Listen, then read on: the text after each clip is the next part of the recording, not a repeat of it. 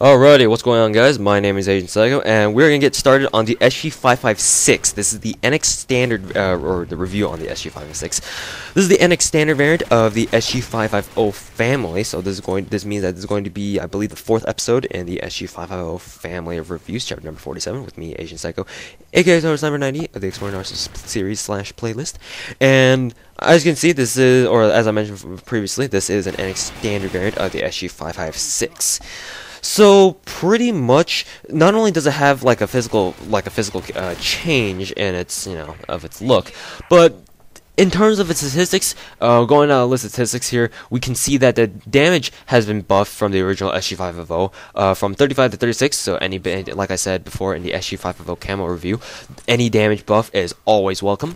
And the portability is one of the main statistics where you need to take a look at, or the statistics where it has the most, or it's been buffed the most. Portability has jumped insanely from 55, from one of the slowest assault rifles in the game, all the way up to 62, which makes it one of the faster assault rifles in the game, surprisingly enough. So 62 portability is nothing to laugh at, so you can definitely run around a lot faster with the SG556 than you could with the SG550.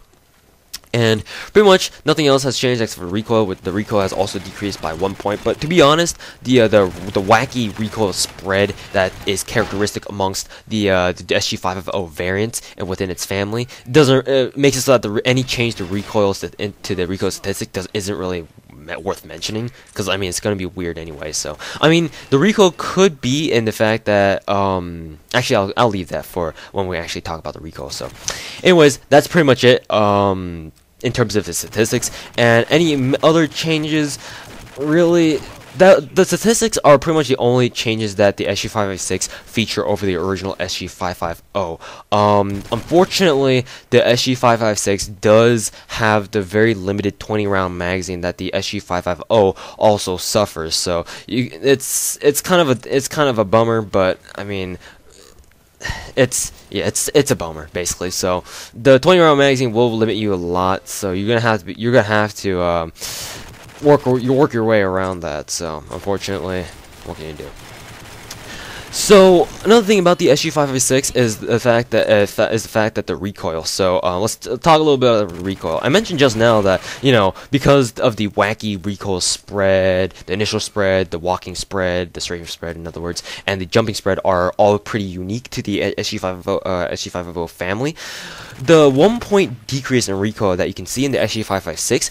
What I felt when using the SG556 is that the recoil spread, while it still starts out pretty large, it seems that the bullet pattern has been altered so that your bullet pattern, like the tendency of your bullets to center towards the middle of your spread, has been increased. So your shots seem to have a better chance of going to the middle of your spread, even if you're hip firing or even if you're jumping, like bunny hopping and spraying.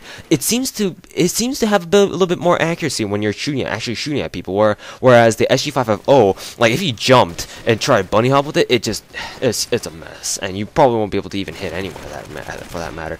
But I think that the SG556 has a little bit increased accuracy because of the fact that its recoil has been reduced by 1 point. That's just my conjecture. You guys can think of your own, but it's just my take on it anyway. And whatever the reason, I feel that the SG556 does have a lot better chance of actually shooting people whenever you're bunny hopping, which will actually utilize the very small jumping spread that it has, that's unique only to the SG556 family, or the SG550 family for that matter.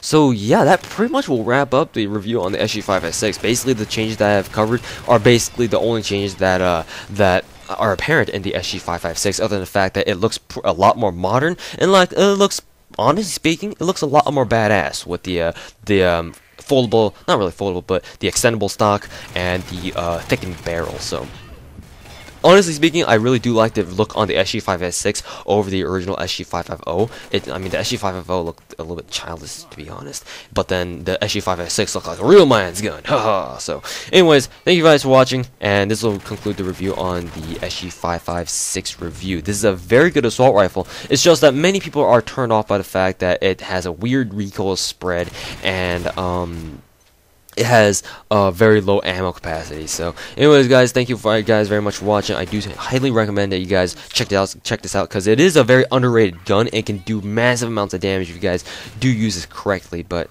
it's still got its cons. So anyways, guys, thank you guys for watching. I know I say that for the third time now, and have a good day. You can shoot that dinner.